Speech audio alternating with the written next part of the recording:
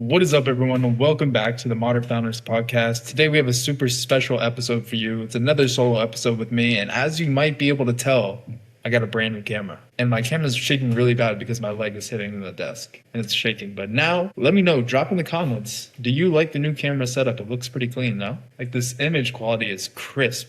I also got a new mic stand, as some of you might be able to see. Not a great mic, but it'll play. We're trying to cut costs over at No Media, and founder's a dickhead, so we gotta work with what we got. Yeah, so today I kind of wanted to talk about just some random stuff, some stuff that's been on my mind as of recent. And the last few weeks, I'm doing this 10-pound and 10-week challenge, 10-pound and 10-week challenge with the people at Next Level Universe. Shout out Next Level Universe. Alan, have all those people over there, great people. If anybody doesn't know about Next Level University, go check them out. They have their own podcast. They upload every day a single podcast from Alan and Kev. Great production over there with great skills, great knowledge, all of that good stuff. Go check them out. It's an amazing podcast.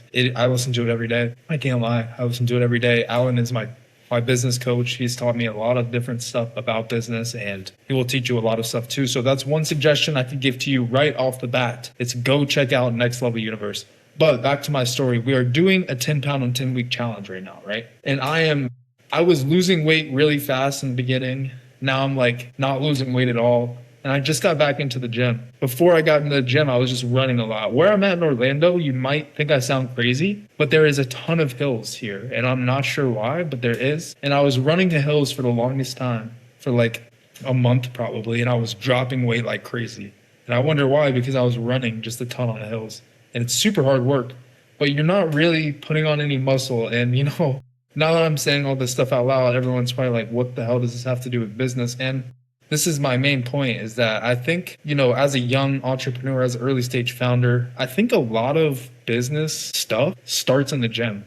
I think the mentality starts in the gym. I think doing hard things and like doing things you don't want to do all the time starts in the gym. And I think it goes hand in hand with what we do in business. So like, I kind of wanted to take today to talk about, fitness and my journey with all of that, and how I think it relates to business and stuff like that.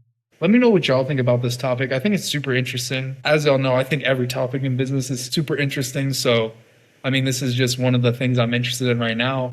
As I just said, I've gotten back into kind of more of the bodybuilding style of fitness the last week. I just recently crunched pennies together and got myself a gym membership. So that's cool. Before now, I can't tell you the last time I stepped foot in a commercial gym. I've been working out consistently for the last year and a half. And honestly, it's done amazing things for my mental health, my physical health, all of that stuff. Before, I always struggled with not feeling like I was doing enough. And while I still struggle with that feeling of not feeling like I'm doing enough, the gym really helps you, it really helps you put strain on your body and makes you feel like you're doing a lot, right? So that's kind of what I use it for, is just to remind myself, hey, we're grinding.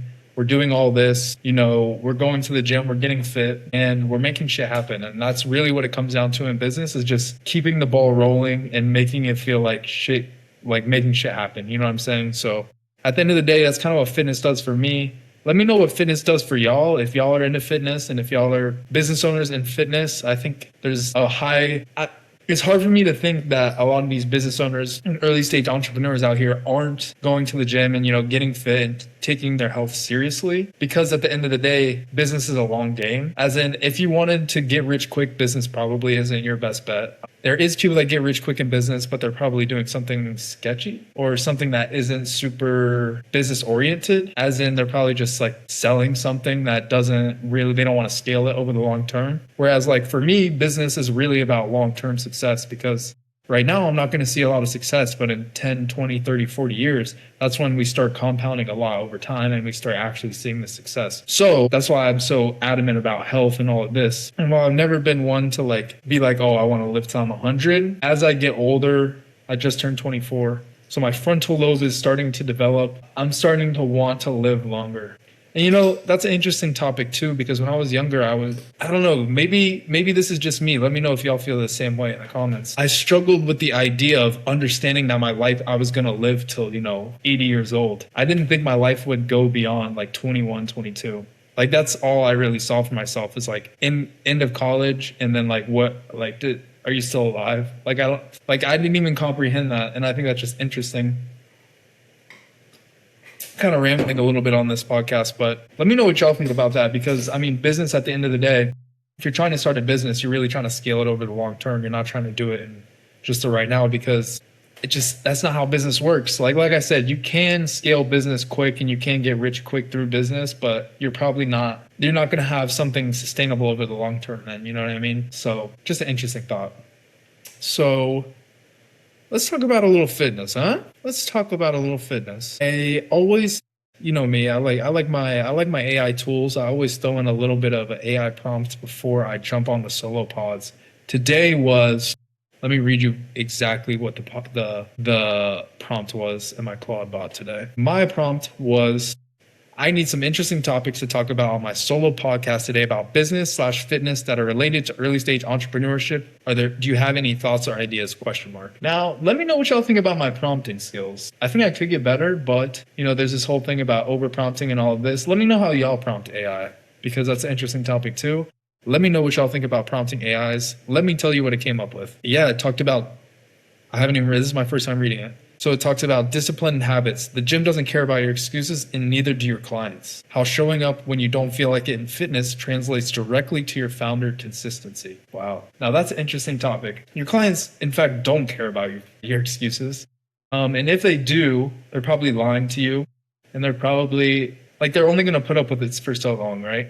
And I think you as a founder, you as a business owner have to get rid of all the BS in the back of your mind and just do what's best for the clients. At the end of the day, that's what business is. So it's super important that we do that, right? And I think the gym, like Claude said, is a great place to start doing stuff that you don't want to do, and in a way where you can't give yourself excuses out of it. I've never had a big problem with giving myself excuses. Granted, there is some things where I do have a problem with it, but when it comes to doing what's right for my clients, I never really have a problem with my excuses. You know what I'm saying? Let me know what y'all think about that. Do y'all have problems with giving yourself excuses when it comes to doing work for your clients? Because that's an interesting idea. And if you do, I think the gym is a great place to start doing really hard things and things that you don't want to do, and training yourself not to give excuses. I also think reading and listening to podcasts is another great way. You get an understanding from people that have done it from you before, and you get to, you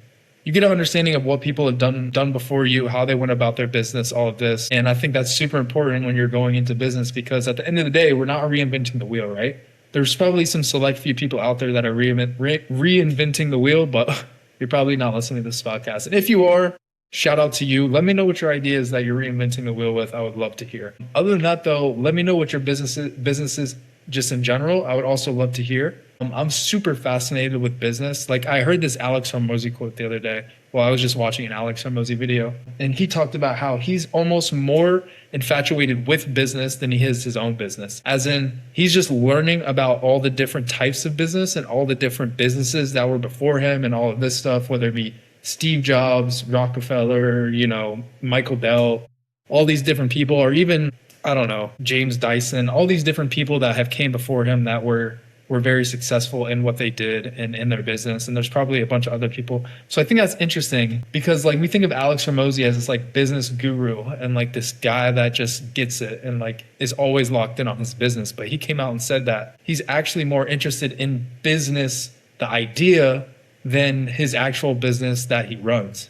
And I think that's super interesting, because I struggle with this idea of my business. I got to be locked in on my business 24/7. I have to be not worried about it, but I have to be thinking about it. I have to be moving the business forward. I have to do this, I have to do that. And then you hear somebody like Alex Hormozi say, you know what? I actually don't even focus on my business all the time. Granted, I do focus on business, the idea and the concept and all of the things that go into other people's businesses and what made other people's businesses great, et cetera, et cetera. But he's not focused on his business all the time. And he even said, which is another interesting thing, if he wakes up in the morning and he's like, oh, I'm ready to work. I'm ready to get deep work. This is what we call, deep work is what we, a business owner, entrepreneur would think of as when you're, how can I define deep work? Deep work to me means when you're in flow. And in flow means when you're doing your superpower, or you're doing something that is in your challenge skills sweet spots. Shout out to NLU again, Next Level Universe.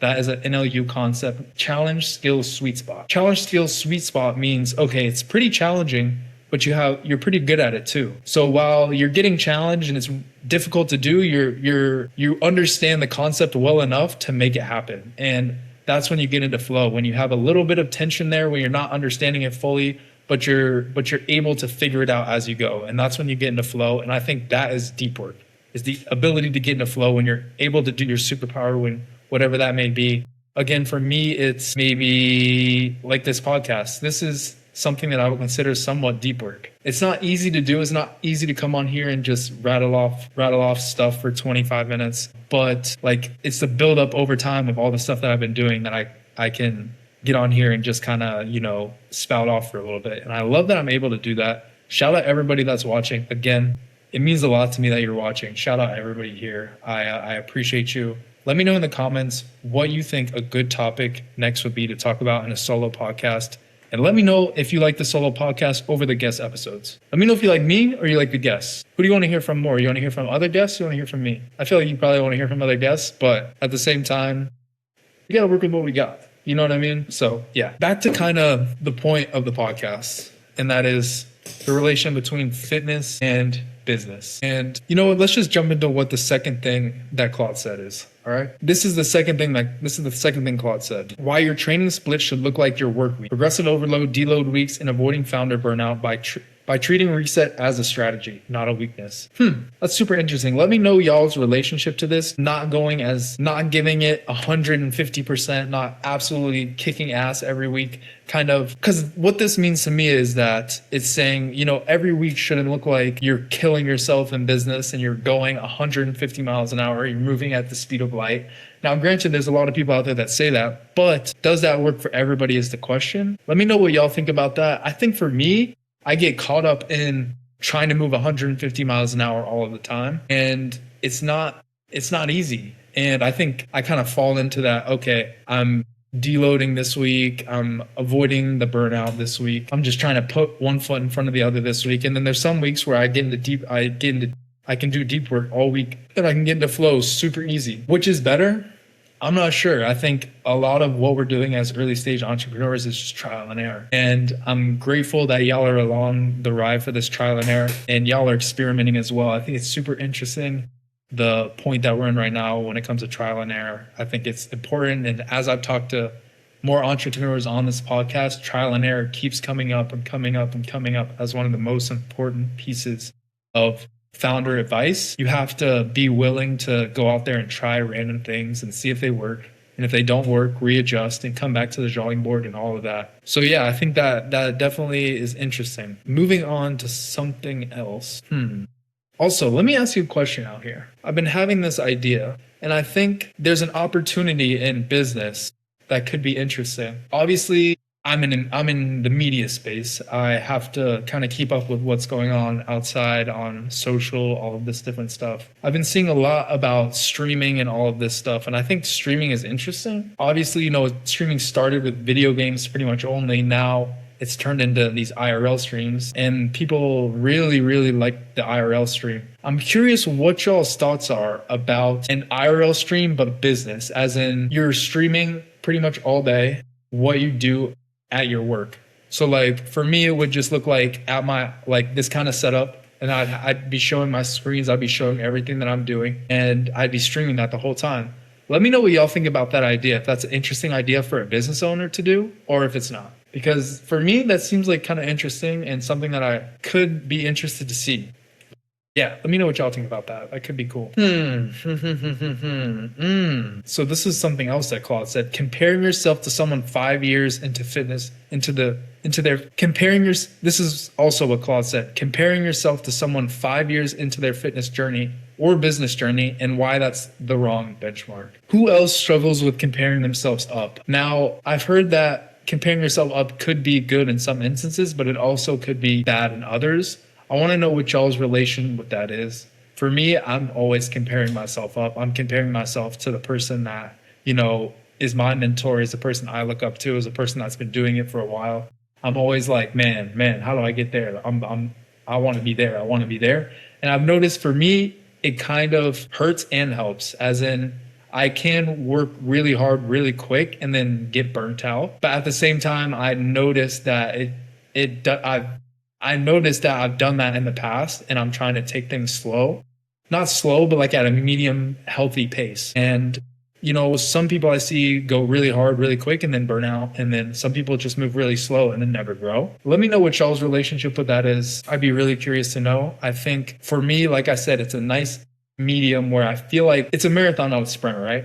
There's people out there that can run a marathon in under 3 hours, which is absolutely insanely fast. But for me, like, I like to build it up. I like to keep it uncomfortable. I treat it like almost like a 10K. If y'all are runners, a 5K, 10K is just like an absolute pain cave. It could be as easy as or as hard as you want it to be. You could run a 5K super easy, or you could run it as hard as possible. And for me, there's days that I want to run really hard and I want to train really hard and I want to go work really hard and I want to do everything under the sun. And there's some days where, I'm kind of got my foot off the gas a little and I'm trying to do other things that aren't as intensive. You know what I'm saying? So I think it's a happy medium, and I think there is some benefits to both. Let me know what y'all think is the most important. Obviously, you always have to keep yourself moving forward and you always have to be uncomfortable in business. That's very important. But at the same time, you don't want to go too fast and then burn out. So yeah, this is kind of a disorganized, disheveled podcast episode.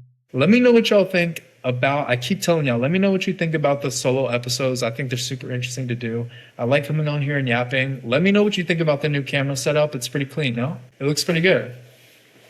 Appreciate y'all if you agree. If you don't agree, how can I enhance the setup? Obviously, I just moved in this apartment. I got stuff everywhere. But yeah, I think that's really all I have for the rest of this podcast. I kind of just want to come on here and not miss a week. That's another thing that I take pride in is like, okay, well, you might not give it like, you might be taking it a little bit easier, like medium pace some days, but like you still have to hit your KPI. And like this podcast for me, once a week is my KPI.